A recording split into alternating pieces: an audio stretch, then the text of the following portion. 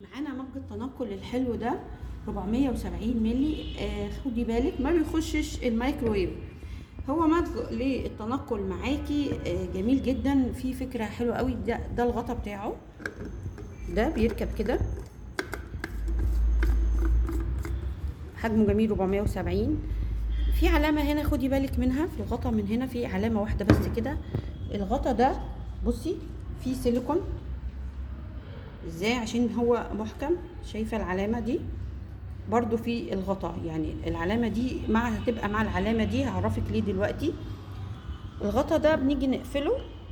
استنى هحط لكم فيه سوائل مغلية 90 درجة، بيتحمل درجة الحرارة 90 درجة. انا كده حطيت المية المغلية بتاعتي على 90 درجة، سبتها تبرد حاجة بسيطة قوي، وانا كده قفلته.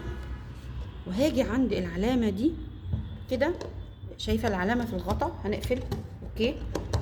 عند العلامه دي هقفل كمان كده، محكم الغلق. ممنوع وانا حاطه فيه سخن امسك قاعده ارجه، يعني ممنوع تحطي القهوه وتقعدي ترجيه، لا هو كده معاكي في العربيه، هو محكم الغلق. يعني بصي ما تقلقيش،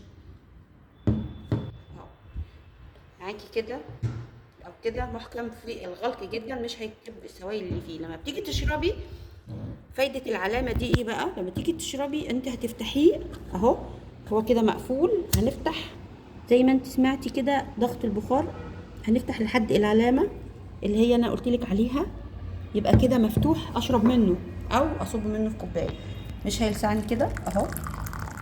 هتشربي منه من غير ما تفتحي الغطا عشان ما يبردش الحاجه اللي جواه بسرعه.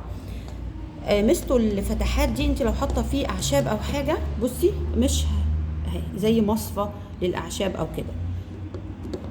مج جميل جدا للتنقل، فيه فكره عجبتني جدا اهو كده مقفول زي ما قلنا. هتيجي تفتحي تاني اهو عند العلامه وتصبي. هقفل بقى المج بتاعي، خصوصا في الشغل. ممكن مش قادره تشربي المج كله على بعضه، عندك شغل ومش فاضيه، هتقفلي هيفضل سخن اهو محكم.